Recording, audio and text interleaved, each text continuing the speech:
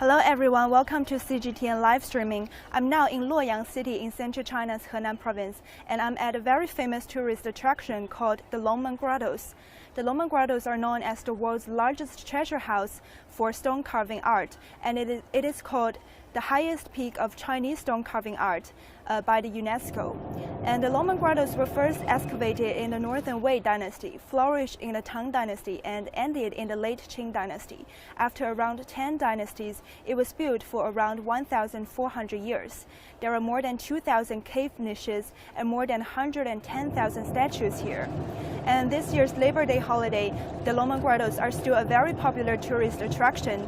It is so popular that people have to wait in line before they get to see each cave.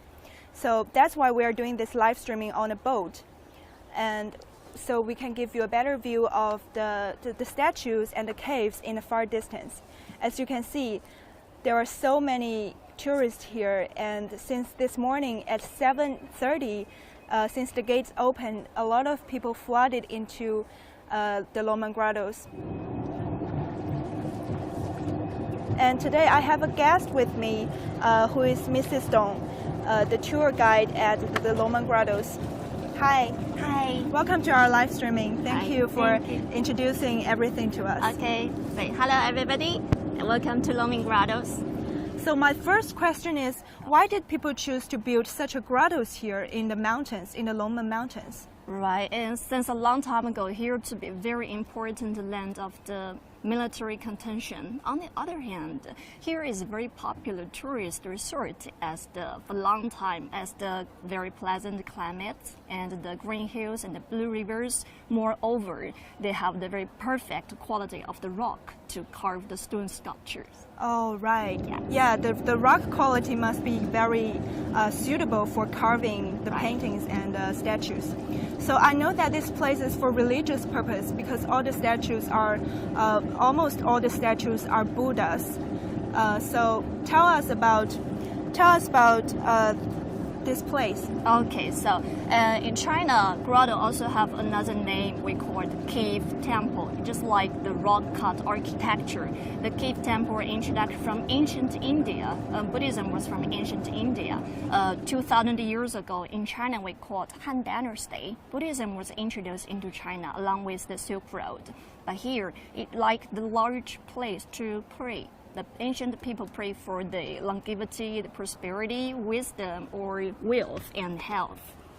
Okay, so the grottos, you mean the grottos are like temples, but why do people choose to build grottos instead of temples? Because I feel like temples are easier to build rather than building grottos, right? Yes, because at Qing Dynasty, China was ruled by the Yangtze River. Southern China, they have more the forests that will be suitable for the wooden temple. In Northern China, they have more the mountains that will be suitable for the grottos. That will be more durable. Okay, that's why.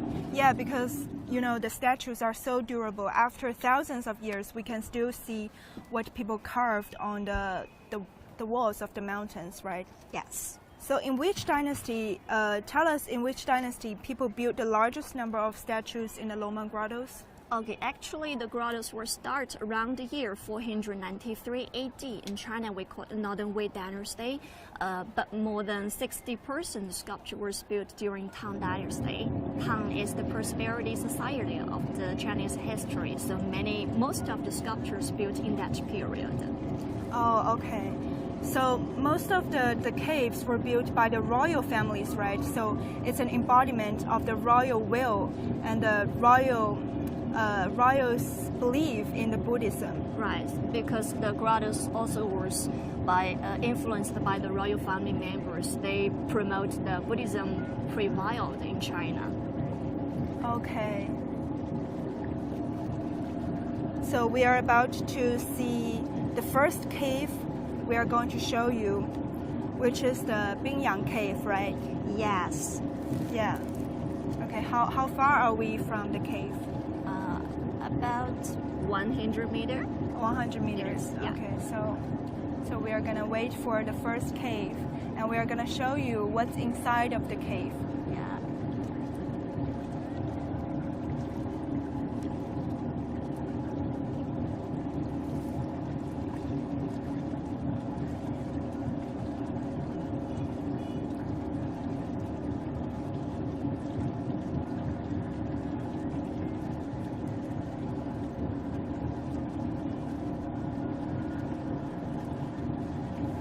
now we are passing the Longmen Bridge.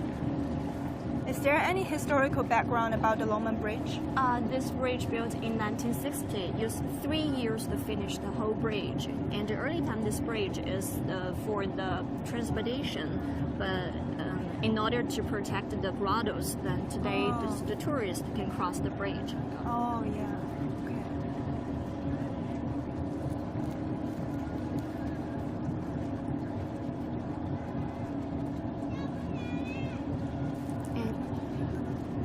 Okay, so now we are looking at the Bingyang 3 cave, right?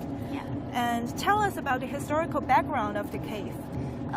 The 3 Bingyang caves include the Middle Bingyang Cave, North Bingyang Cave, and the South Bingyang Cave.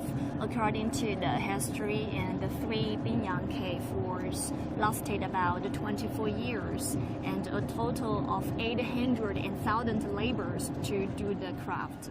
But the whole project has not been finished. Only the Middle Bingyang Cave they finished in that period. Okay, so you mentioned an emperor called Emperor Xiaowen chose to build this cave here. Is there any political reasons behind this? Because we know that Emperor Xiaowen is from Northern Wei dynasty, and Northern Wei is a minority group. They're not Han people, right? Right. Just like the Wei dynasty, it is a minority nationality lived in Mongolia, and they are the nomadic tribe. But the Emperor Xiaowen, he is a very enlightened emperor.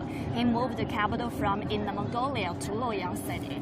So when they moved the capital to Luoyang, they also observed the Han nationality civilization. Even their culture, many aspects were changed, like the language, the characters, the custom.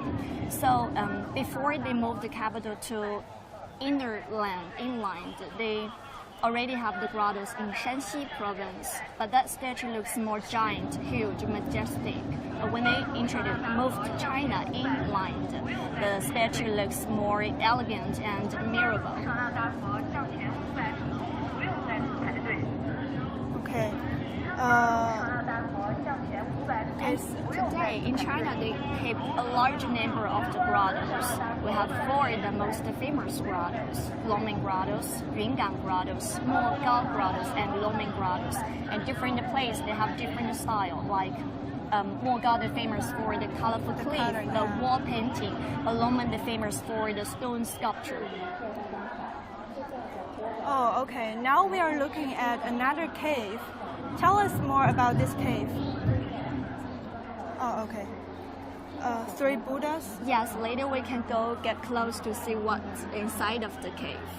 Oh, later we are going to see what's inside of the cave. Because we're in front of the cave, we can see inside the decoration. Oh, okay. The 3 Bingyang caves.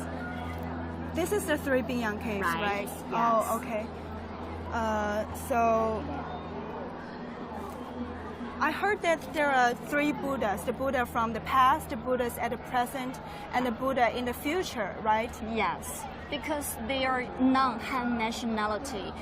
When they moved the capital from the northern China to inland, they means at the past or in the future they were influenced by the Buddhism. That's why they built the 3 area of the Buddhism. Did you hear some information about Sakyamuni? He's a very famous Buddha in Buddhism.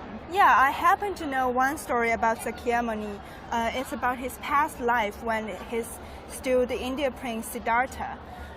So when he went to play in the forest with 2 of his brothers, he saw some baby tigers and very hungry female tigers. They looked so hungry, and the female tiger looks like she's gonna eat all her baby tigers. And he felt very sad for the baby tigers, and he decided to sacrifice himself to save the baby tigers.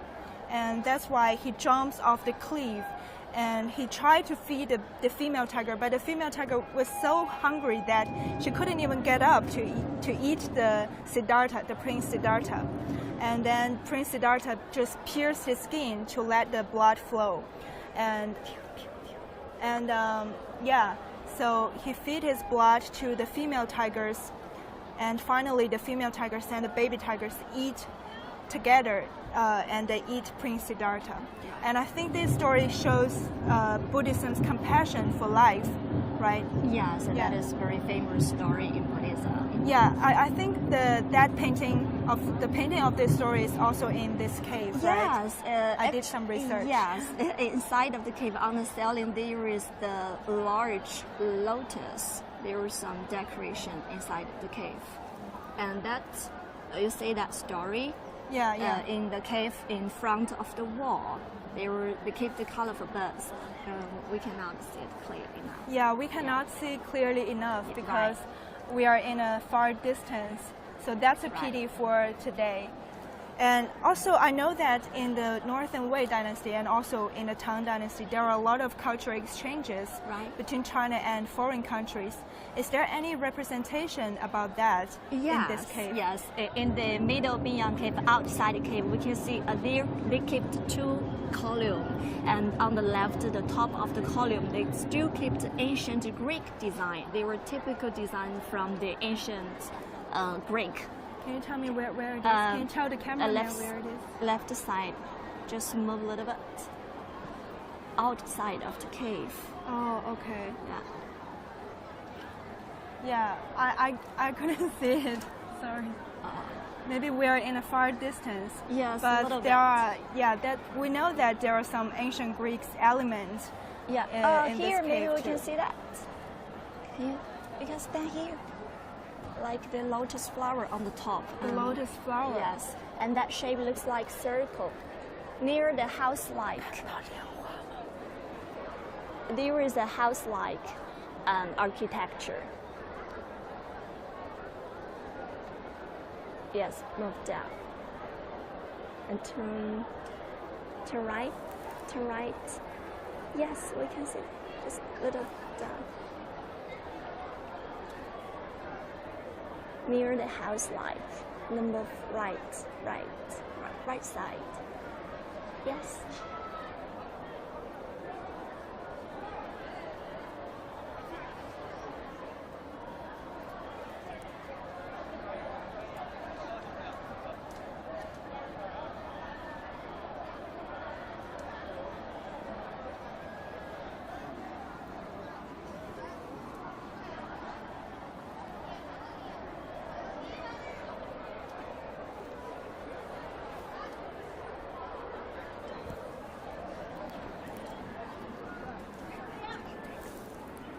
Okay. Oh, okay. I think see. maybe a little far distance. Yeah, because we are. But you can see how many people are here. Right. Is it usual like this, or it's just because of the Labor Day holiday? Because of the holiday. Yeah, because of the holiday, that people flooded in this Right. to see the beautiful stone carving art. Yeah, but all around the year, they all have very a lot of the tourists, but not like today. Yeah, not it's Right. very unusual today, Right. Yeah. So since this place is for religious purpose, it's for belief in Buddhism, can you tell us more about Buddhism in China? Yeah, actually Buddhism introduced into China along with the three roads. One, along the Silk Road, we call it Han nationality Buddhism. Another one by Tibet, we call the Tibetan language Buddhism. And the last one by the Southern Ocean. They influenced Cambodia, Thailand, or Myanmar. And today in Cambodia still keep the Angkor Wat, they still have some grottos there. But in China the most popular or the main part of the Buddhism, like the Han nationality Buddhism. And when Buddhism introduced into Middle China, many aspects they were changed, especially for the Buddha or Bodhisattva's image. In the early time, they looks like male because Buddha is a prince, Siddhartha.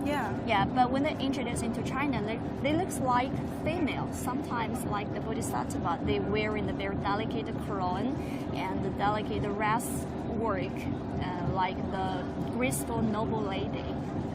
Yeah, I can tell that. They look like in the middle of male and female. Right. Like Oh, yeah, that's because of China's influence, China's Yes, aesthetic. they also observe the Chinese culture, Chinese civilization. So they were some different from the ancient Indian Buddhism. Oh, yeah, that's the syncretization of Buddhism. Right. Yeah, okay.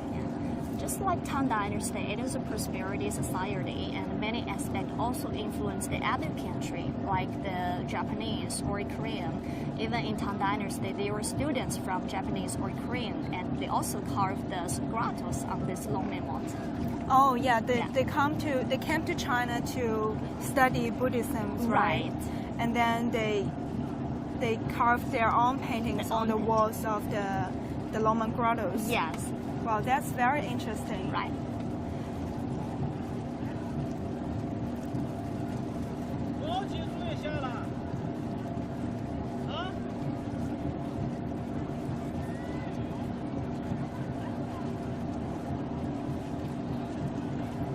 So what's the next cave we are going to see? Next cave, we will go to take a look at the 10,000 Buddha cave. Oh, yeah. Okay, the 10,000. Is there really 10,000 Buddhas? I can't believe. Yes. They totally have 15,000 small Buddha in one cave, only one about 4 centimeters. Oh, 4 centimeters. That's right. That's like very small, and the carving must be so exquisite, right? Yes.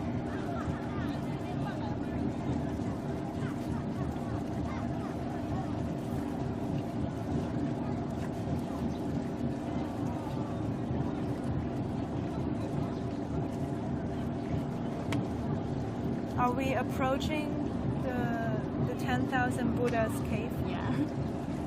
So for the whole project, during about 6 dynasty, and the carving time lasting for more than 400 years. So it's the large project of the ancient China. Even like Luoyang is a traditional city, the capital of 13th dynasty, was famous for the historical and the cultural value. That's a pity. There were some palaces they were damaged by the war, by the fighting. But the grottos, they can be left for 1,000 years.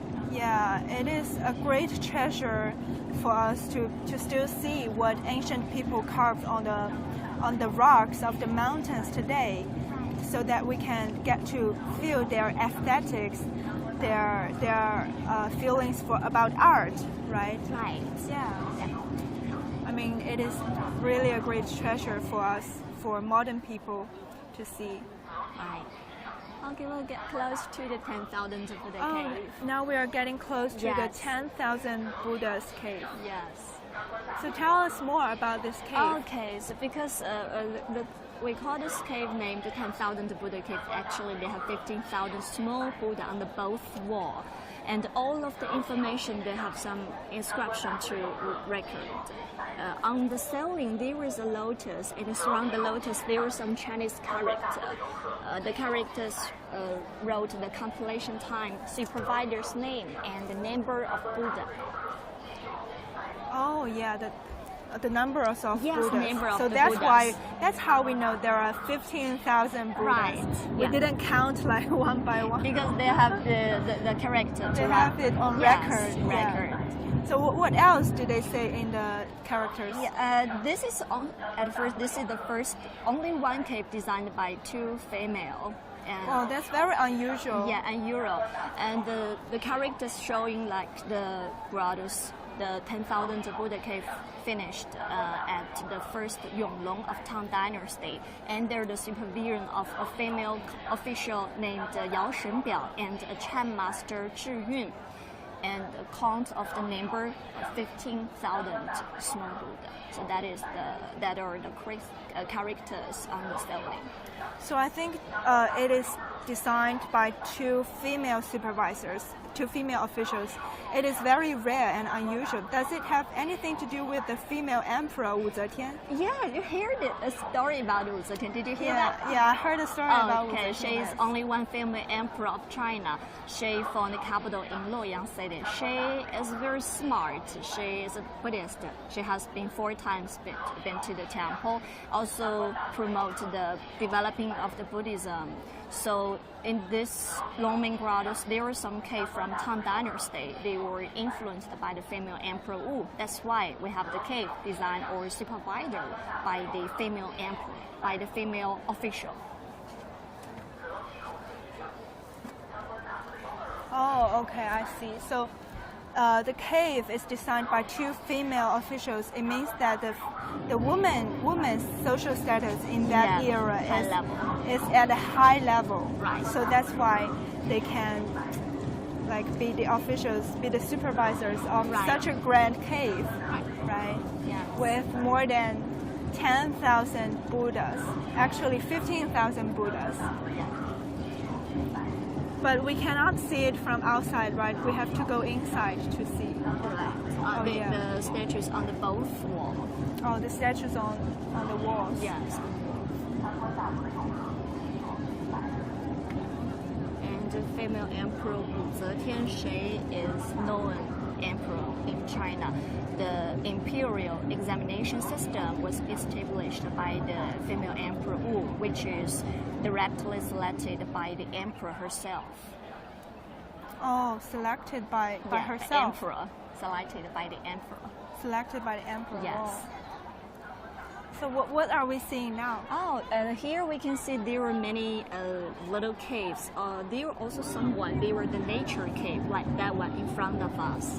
They are nature caves. So there are nature caves. They are nature. So people use this situation to do some little niches for themselves. Oh, yeah. So people take advantage of the nature cave, and they build niches inside of that nature cave. Right. Oh, yeah. And in ancient China, they already have some specially department of the government. They're training some monks to do the craft. Oh, yes. That's why the carving is so exquisite. Right. And I feel like it's hard to carve the caves in such a high height, right? Yes. Maybe the people use some wooden structure. They climb the mountains. They climb the mountains. Right. It must be so dangerous too. The dangerous. So the grottos also means the wisdom and the brave. Brave indeed. It shows how smart and how brave ancient peoples are. Right. Yeah. Yeah. Wow. I think this is the largest Buddha I have ever seen. Can you tell us more about this Buddha? Yes, and this is the largest niches of Longmen Grottoes, named the Fengxiansi Temple. The Fengxiansi Temple completed during 675 AD. So they showing the Tang Dynasty statues. And there were 9 statues inside of the niche. One Buddha, 2 disciples, 2 bodhisattvas, and 4 warriors. And the main Buddha named Luoyang. Yeah, 2 disciples, one named Ananda, another one named Kasyapa, all the Indian monks. And the bodhisattva one named Avalokiteshvara means mercy, and another one named Manjushri means wisdom. Oh, there are a lot of beautiful virtues, wisdom and mercy, right? Yes. And so this Buddha is so huge. It must be so difficult. It must take so many people's labor to build such a grand statue. Yes, the main Buddha is the biggest statue of Longmen Grottoes and 17.14 meters in height. 17. Yeah, and each ear about 1.9 meters. Oh, the ears. The ears are so large. Yeah, and the artist, they constructed the main emphasis on the facial expression, because we can see the Buddha have the plump face, eyes looking down, and the eyebrow looks like a crescent.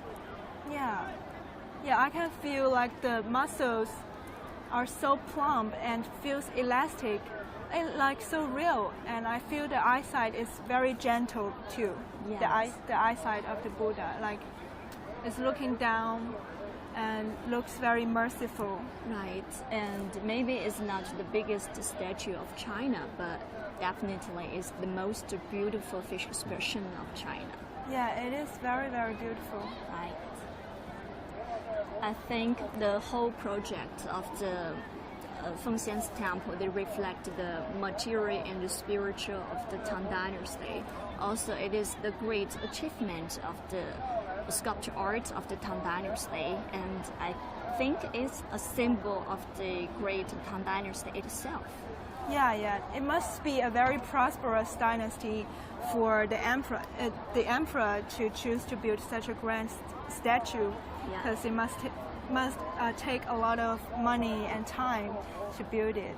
Yes. So as we know that Tang Dynasty is so prosperous, both in economy and culture, right? Yes. So what are we going to see next?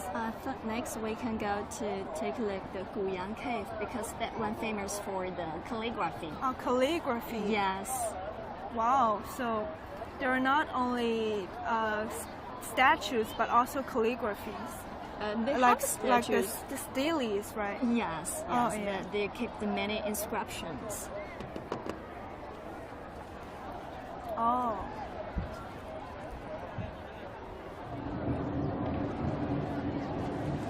And last year they do the large protection about this Fengxian's temple. They checked there were some elements like the silver and gold on the surface of the statue, the main Buddha. There are silver and gold on his face. Yes. Oh my God, that just proves what we were saying before, that Tang Dynasty is so prosperous. Right. And then it takes so much money and time to build the statue. Yeah. And there are even gold on his face. Yes, and ancient time they all have the color, and some statues, like the statue from the imperial family members, they have the gold to do the decoration. Oh yeah, use the gold to do decoration. Yes. Oh yeah. Okay. Oh, so this one we are looking at. Yeah, in front of us, Luoyang that is Cave. Luoyang Cave. The inscription just near the niches, they record some information about the cave. Yeah, that inscription, just like the memorial tablets. Oh yeah. Yeah, but it's very good for practice the calligraphy. In China, we judge the calligraphy like the energy, like strength, and the bones, wind, and the texture. So in Qing Dynasty, 300 years ago, and many scholars they come here to robbing the inscription. Oh, so this cave, the calligraphy in this cave is carved on the rocks 300 years ago. Yes. Because before the Northern Wei Dynasty, the artists write the calligraphy on the silk, but in that period they just like write the character on the rock. They're showing more the power of the writing. Oh yeah, writing on the rock. Yes, on the rock. Wow, it must be really like, it shows the strength of the writing, the characters. Yes. So even today, when someone learns the calligraphy, they start to control the structure of the character. They should be started from this Wei. Oh, yes. the Wei Dynasty's calligraphy. Calligraphy, right.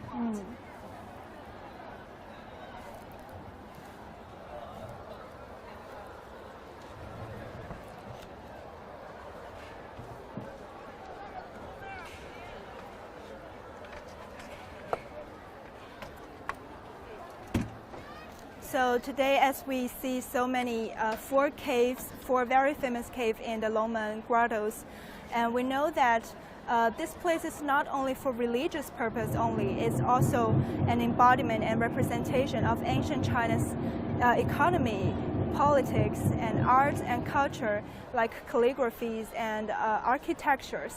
So we know that this place is really a treasure place of not only Chinese stone carving art, but also the whole ancient China's, all the elements of ancient China. Thank you for watching, and hope you enjoyed this live streaming with us. Goodbye.